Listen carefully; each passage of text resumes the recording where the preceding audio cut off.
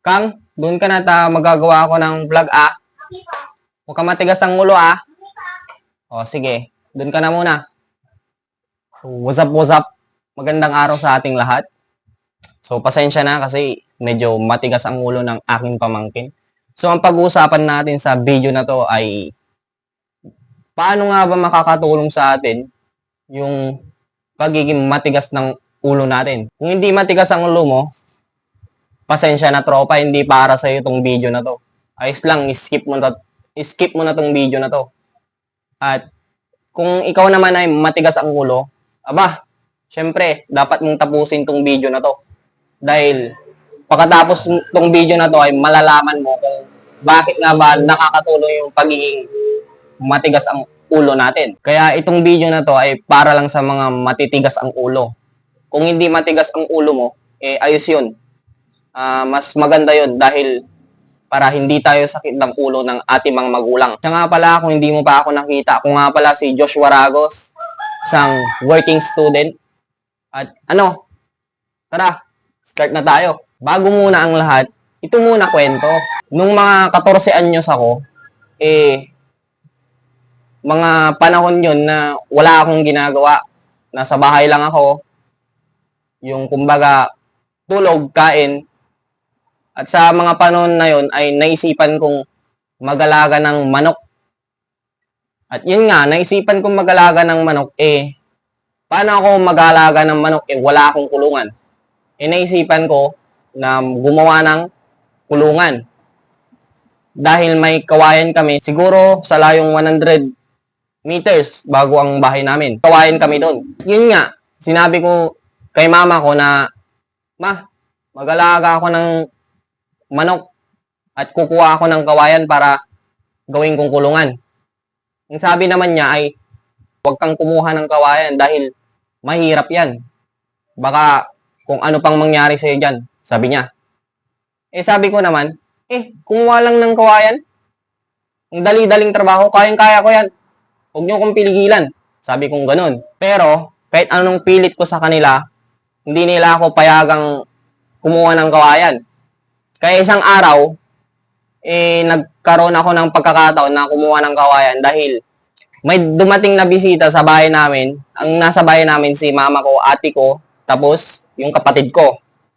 Nung may bisitang dumating, in-entertain nila, nandun sila sa sala. At ako naman, dali-dali kong kinuha yung itak at pumunta dun sa may kawayan sa likod namin. At yun nga, nagputol nga ako ng kawayan dun sa likod namin. At nakapagputol ako ng 2 kawayan. Ang kasamang palad pagkatapos nung 2 kawayan, nagputol pa ako ng 1 pang kawayan. Yung pangatlong kawayan doon ay, kumbaga yung mga kawayan doon ay yung bang kawayan na masyadong nakabaluktot. Yung mga nakabaluktot na kawayan. Yun yung pinutol ko. At hindi pa naputol, mapuputol pa lang biglang tumalsik yung kawayan sa mata ko.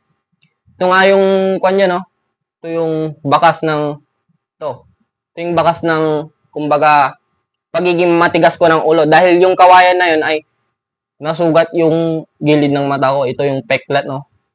At yun nga, akala ko sa mga oras na yun ay mabubulag na ako dahil nga nung pagkatalsik ng kawayan, hinawakan ko yung mata ko, sobrang lambot at pagkakita ko ng kamay ko ay daming dugo.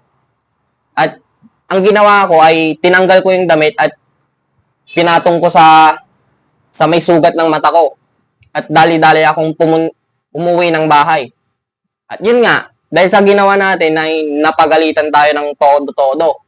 Tapos, pagkatapos nun, ay sabi ng ate ko ay ipatahi mo na yan dahil sobrang laki niyan, sabi niya. Ako naman, matigas yung ulo ko. Hindi. Ang lit-lit na sugat, ipapatay mo. Hindi. Lagyan mo lang ng betadine at saka amoxicillin. Yun lang. Ang sabi ko, kung hindi talaga matigas ang ulo ko noon, ay hindi talaga ako masusugat sa gilid ng mata ko. At yun nga, dahil doon, at dahil nga matigas din ang ulo ko, yung experience na yun ay, kumbaga, nagpaalam sa akin na hindi pala ganun basta-basta magputol ng kawayan. Dahil sa experience na yun ay, ngayon ay alam ko na magputol ng kawayan. Alam ko na yung mga diskarte, yung mga tamang paraan sa pagputol ng mga kawayan. At ito nga yung mga kahalagahan ng pagiging matigas ang ulo. Una, magkakaroon tayo ng paninindigan. Dahil nga matigas ang ulo natin, kahit anong sabihin ng iba ay gagawin pa rin natin yung mga gusto nating gawin. Kahit ano pa yung kahinatnan ng bagay na gagawin natin, gagawin pa rin natin yon at hindi tayo aatras. Kumbaga, hindi tayo madaling umatras sa mga bagay-bagay. At pangalawa ay magkakaroon tayo ng sarili nating pagdidesisyon. Sa buhay natin na kabataan, kailangan natin ng sarili nating desisyon na hindi tayo umaasa na lang sa iba dahil importante yon para kumbaga magawa natin yung mga gusto nating gawin sa buhay natin. Siyempre, kailangan pa rin nating humingi ng mga advice sa mga mahal natin sa buhay. Pero kung talagang gusto mong gawin yung isang desisyon ay gagawin at gagawin mo yun dahil nga matigas ang ulo mo at meron kang sariling desisyon. At pangatlo naman na kahalaga ng pagiging matigas ang ulo ay matututo tayo. Kasi nga sa mga past experience natin, na bad experience natin ay doon, may nakatagong aral doon para sa susunod na gagawin mo yung isang bagay ay hindi ka na magkakamali. Hindi naman sa hindi magkakamali pero kumbaga tataas na yung chance na magawa mo ng tama yung isang bagay na yun. Kasi may mahiwaga sa pagiging matigas ang ulo eh. Kumbaga sa kalagitnaan ng ating pagiging matigas ang ulo ay maiisip natin na gagawin ko to kasi nga ito yung tama. Kahit na walang naniniwala sa atin, kung talagang matigas ang ulo mo, ay gagawin mo pa rin yun. Kasi pag hindi matigas ang ulo mo, kung ano yung sinabi ng iba, para sa'yo, yun na yun sasabihin mo na lang na, ganun pala yun. Pero pag matigas talaga ulo mo, kahit hindi sila naniniwala sa'yo, gagawin at gagawin mo pa rin yun. Kasi nga, matigas ang ulo mo. Pero para sa akin, kung matigas ang ulo mo, may napeperwisyo kang iba, o nakakasakit ka ng iba, wag na lang maging matigas ang ulo mo. Dahil para sa akin, walang kwenta yun. Ang pinupunto ko sa video na to ay, kung matigas ang ulo mo, ay gamitin mo yun para magawa yung mga gusto pa nating gawin. Kumbaga, kahit walang naniniwala sa atin, matigas ang ulo mo, gagawin at gagawin mo pa rin yun.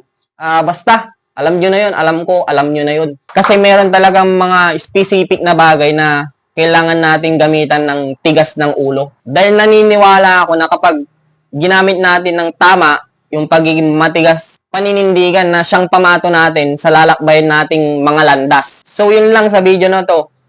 Pag hindi matigas ang ulo mo, ay panatilihin mo yan para hindi ka sakit sa ulo ng iyong mga magulang. Huwag mong kalimutang i-like yung video na to at i-comment mo na din dyan sa baba kung ginagamit mo ba ng wasto yung pagiging matigas mo ng ulo. At follow mo na din ako sa aking FB. So yun lang sa video na to. Palagi lang nating sipagan na galingan